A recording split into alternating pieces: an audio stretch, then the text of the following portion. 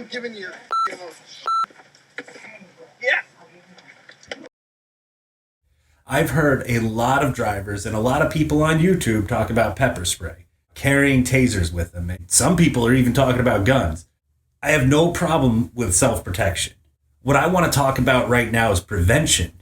How to avoid these situations from ever being escalated to the point where you need to use any sort of weapon. Several months ago, I did a podcast. And in this podcast, I interviewed a state trooper from Pennsylvania. And I got his advice. He gave me a really simple, extremely easy 4-step process. 1, don't argue with the passenger, even if he's being a jerk.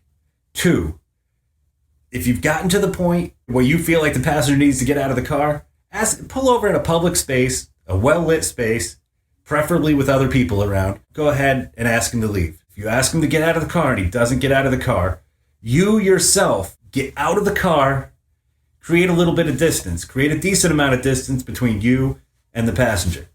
A lot of people get upset about my advice. Oh, get away from your own car. Let the passenger in the car. What if he does something to your car? Who cares? I mean, your life, your body, and your well-being is way more important than a vehicle. I mean, vehicles can be replaced. You can't. Step 4, call the police, wait for them to arrive, and let them handle the situation. These violent passengers, these people who want to argue and cause problems and stuff like that, let them be handled by the people who are trained to handle those people. Call the police. Now, if you've gotten to the point where you have to get a passenger out of your car, that sucks. And I feel for you. I've been there before, and I know many, many other drivers who have been there before, followed these steps, and it never made national news because honestly, it's boring.